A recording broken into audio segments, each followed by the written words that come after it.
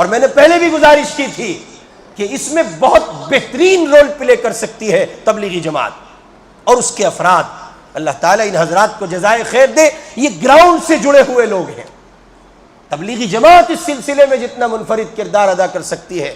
جماعت کے احباب سے بصد احترام یہ گزارش ہے کہ آپ حلقے جات مشوروں میں اس بات کو رکھیں, اور مزید اس سے اوپر کے پیمانے پر کوئی مشورہ ہو سکتا ہے, حساس طبیعت کے ساتھ آپ یہ بات رکھیں. اس وقت ملت کی بنیادی ضرورت ہے, اور امید ہے کہ بہت جلدی مرکزی شخصیات کی طرف سے یہ بات آئے.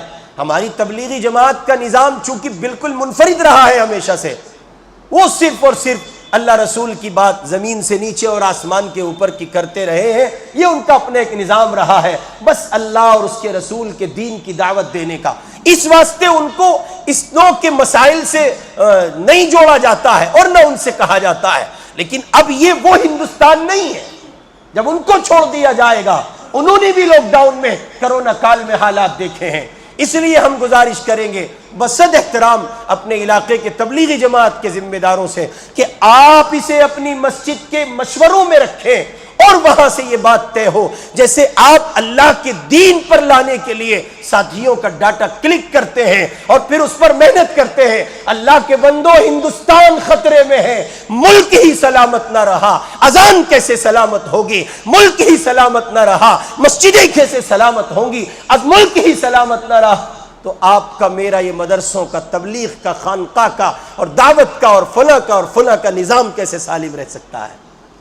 اس لیے آپ سے درخواست ہے, جہاں جس مسجد سے آپ ہیں وہاں آپ یہ طے کریں, اپنے لوگوں سے کہیں کہ مسجد کے پیمانے پر مسجد کا امام اعلان کرے اور وہاں یہ ڈاٹا جمع کیا جائے, اور پھر ہر آدمی آ کر کے بتائے, اور پھر مسجد کی انتظامیہ, مسجد وار جماعت اور امام محترم کی سرپرستی میں یہ کام ہو. اگر مسجد اس کام کو تقسیم کر لیا گیا کہ میں آصف محمود اپنے محلے کی ووٹ بنوانے اور اس ووٹ کو بنوا کر اس پر زور دے کر کے صحیح استعمال ہو, ایک کوشش کر لوں, تو پھر نتیجہ اللہ پر چھوڑ دیجئے. ایسا نہیں ہو سکتا کہ آپ کی محنت ہو اور پروردگار اس کو ضائع کر دے. امید ہے کہ آپ اس کو دل میں جگہ دیں گے, اور جن کا ووٹ نہیں ہے وہ حساس ہو کر ووٹ بنوائیں گے انشاءاللہ.